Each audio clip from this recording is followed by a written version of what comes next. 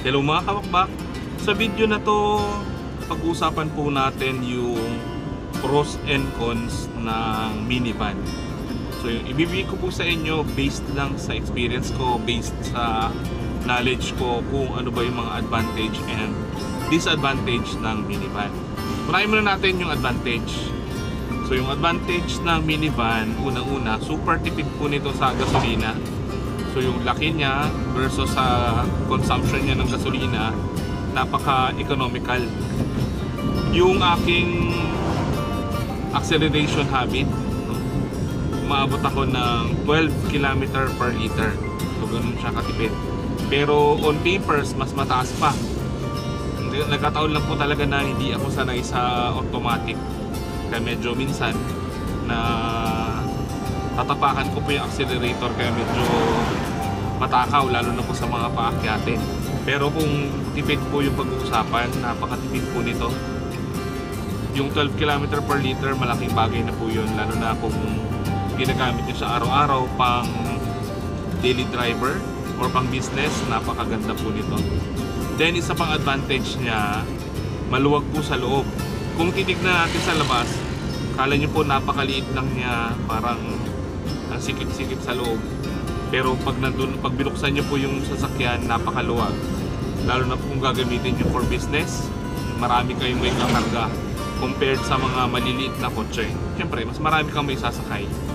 Dito sa harap, dalawa agad, driver tsaka front seat. Sa likod, kung medyo maliit-liit, kasya yung tatlo. Tapos sa likod, kung may upuan pa, kasya pa yung mga 3 hanggang 4.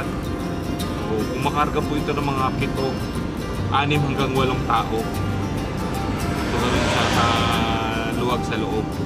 Yung isang advantage pa nito, mas mura po siya kaysa sa mga kotse. So, kasi ano lang po ito, surplus from Japan. So nag-average lang po ito ng mga 250 hanggang 500,000. So depende sa builder, depende rin po sa itsura ng minivan. Hindi tulad sa mga bagong sasakyan, medyo umaabot ng 600, 700 to 1 million. So ito po medyo mas mura ng konti. Then isa pang advantage ng minivan, ano siya, multi-purpose. Pwede siyang pang daily driver, gawin yung service araw-araw. Pwede siyang gamitin pang business. Pwede siyang i-convert sa business. Pwede nyo pong i-custom yung likod. Pagbukas nyo ng pintuan sa likod, naka-ready na yung inyong business. Yung iba ginagawa po itong mini coffee shop, mini coffee bar. So yung maganda sa kanya, nako-custom yung loob pati yung likod. And isa pa, pwede siyang gamitin pang camper. Kagaya sa akin, gamit ko siyang mini camper van. Kasya ako sa loob, nakakahiga ako ng diretsyo. Pag inupi po yung upuan sa likod, pwede siyang latagan na higaan, pwede kang mahiga. So, parang mini hotel na. So yun po minsan yung ginagamit ko pag nagka-camping. Hindi na ako nagsiset up ng tent, lalo na kung mabilisan lang yung pagka-camp or may pupuntahan ako kinabukasan. Dito na ako natutulog sa loob. Nakakatipid ako ng accommodation. Isa pang advantage nito, mas mura po yung mga pyesa compared sa mga maliliit na kotse. Mas mura po yung mga pyesa ng minivan. Although surplus siya, pero marami pong mga aftermarket na parts. Tapos hindi naman ganoon kahirap maghanap ng pyesa. Actually dito sa Palawan, marami ring mabibili. May mga shops na nag-iipon ng mga parts. Meron pong mga nagbibenta talaga ng mga parts ng multicab. May mga legit na store. So marami. Kasi marami na rin pong minivan dito sa probinsya namin. And may mga malalaking company din talaga na nagdi-distribute ng minivan dito sa probinsya. Isa pang advantage ng minivan, pwede mo siyang i-custom pang off-road. Marami na po ako nakitang design na ginawa nilang pang off-road yung minivan. Pinalakihan ng gulong, nag-body lift, tapos yung gulong nila pang all-terrain, ang ganda tignan, pang ano talaga, pang harabas. So pwede nyo i-customize yung minivan na aayon dun sa kagustuhan po ninyo. Isa pang nakita ko na maganda sa minivan, pag nagdadrive kayo sa city, mas madali pong mag-park kasi sobrang liit niya.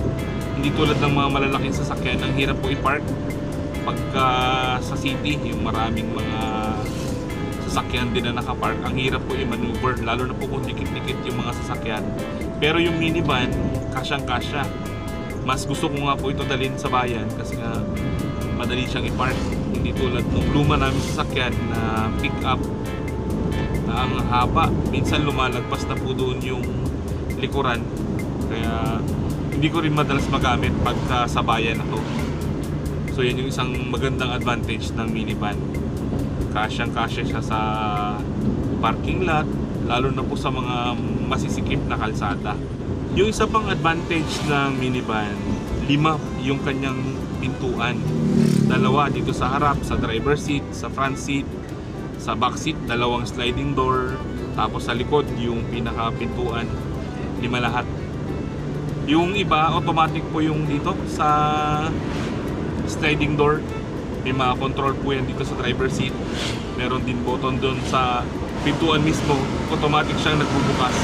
Yan po yung kagandahan dito, marami siyang pinto. Tapos yung pintuan dyan sa back seat, manual or automatic, hanggang kalahati lang yung nagbubukas. Yan, sa akin manual po eh. Pagka binuksan ko yung bintana, hanggang kalahati lang yung nagbubukas. Ano po yan eh, for safety reason, kaya hindi siya nagbubukas ng total 100%. Hanggang kalahati lang yung nagbubukas sa bintana niya.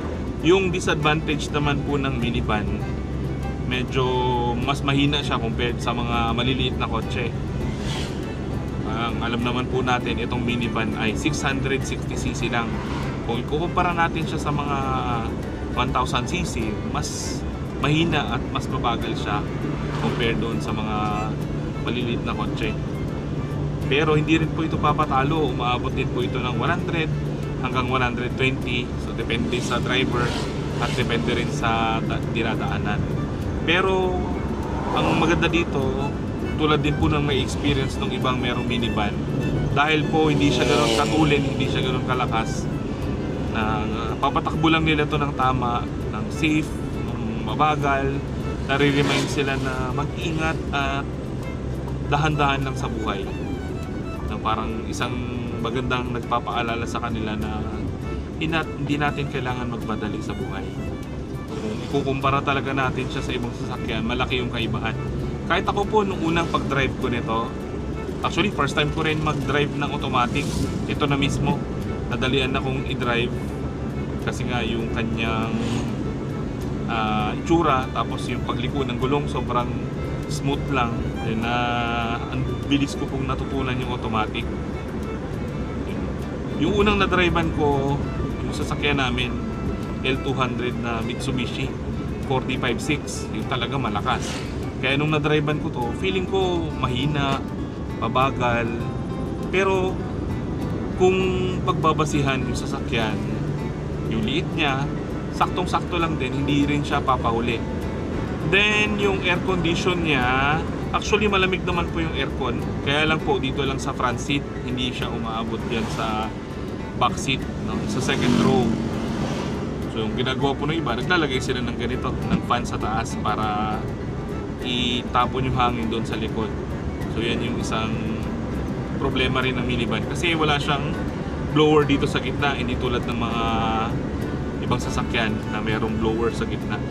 Then isa pang disadvantage, mababa siya, pwede siyang sumabit sa mga mabato. Pero pwede siyang body lift, no? Yun nga lang, magagastos po kayo. Pero okay lang din yung height nito. Ito stock pa rin po eh. Pinapasok ko siya sa mga rough road, medyo alanganing lugar. Minsan sumasabit, minsan okay naman. Talagang maingat lang po na iiwasan yung mga lubak, yung mga bato. Yung iba pang mga disadvantage nito, napaka minimal lang. Dahil po kasi itong mga sasakyan na to, surplus galing sa Japan. Then bago siya dinadala dito sa Pilipinas, kalas-kalas siya, pira-piraso, parts by parts. Tinatanggal yung kaha, pinuputol yung mga pintuan. Kaya pagbalik dito, saka lang nila binubuo ulit. Tapos from right hand drive nilalagay na sa left hand drive. Kaya minsan yung mga minimal na disadvantage, yung mga plastic niya hindi na po sakto, tapos yung wiper tsaka yung ilaw baliktad tulad dito sa akin. Itong wiper na dito sa kaliwa, yung ilaw na dito sa kanan, yung signal light, which is baliktad compared sa mga normal na sasakyan. So baliktad siya. Pero yung iba na ibabalik naman nila, susunod nila yung tamang posisyon. Pero karamihan po talaga ganito. Yan po yung ibang disadvantage. Tapos minsan, dahil po surplus siya, yung mga goma sa pintuan, pinapasok ng tubig. Pero walang problema doon kasi napapalitan naman siya. Then kahit po surplus siya, kahit tumakbo na siya ng ilang kilometro, once na na-condition ulit ng builder, okay na okay po siya, walang problema doon. So marami pong mga magagaling na builder dito sa Pilipinas. May mga malalaking company, meron sa Davao, sa Visayas, sa Luzon. So magagaling po silang gumawa, halos hindi nga halata na may mga duktong yung mga pinag-weldingan dun sa kaha ng minivan. So yan yung nakita kong disadvantage dito sa unit ko. May isang pinto po dito na pinapasok ng tubig ulan. Umaapaw dun sa gutter, tumatakbo po, pasok dun sa loob. Pero kapatak lang din naman. Kaya lang nababasa po yung sahig.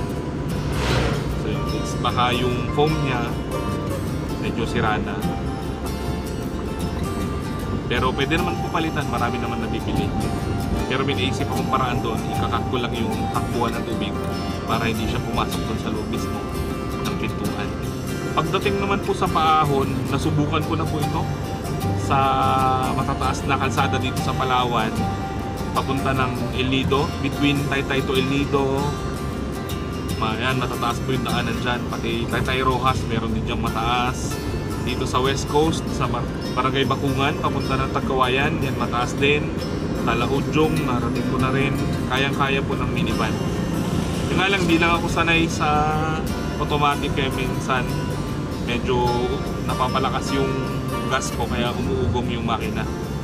Pero nagpaturo tayo kung paano yung tamang pag-drive para ma-meet natin yung fuel efficiency ng ganitong klaseng sasakyan.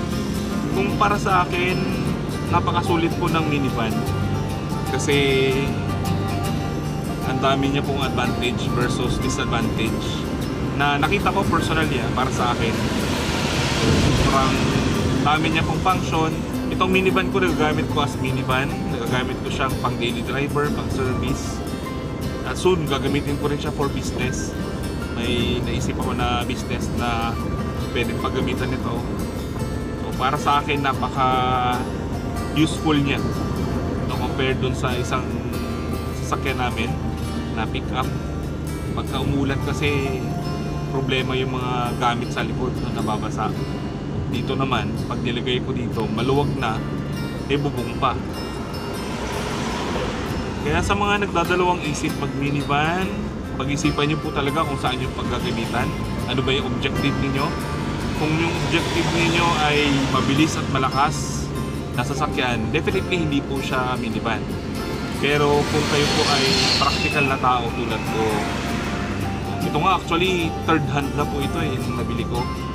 Pangatlong may-ari na po ako nito. Pero dahil po sa mga maayos naman mag-alaga yung dating may-ari, talagang maayos pa rin nung mabili ko siya. Wala pang sira yung ilalim, wala pang kalawang yung ilalim, yung kaha okay pa. Although yung mga pintura nababakbak, meron lang yupi na maliit dun sa may pintuan sa likod. Pero walang problema doon, okay pa rin naman siya. So yun, so kahit second hand, third hand siya, basta naingatan, naalagaan, lalo na po yung langis.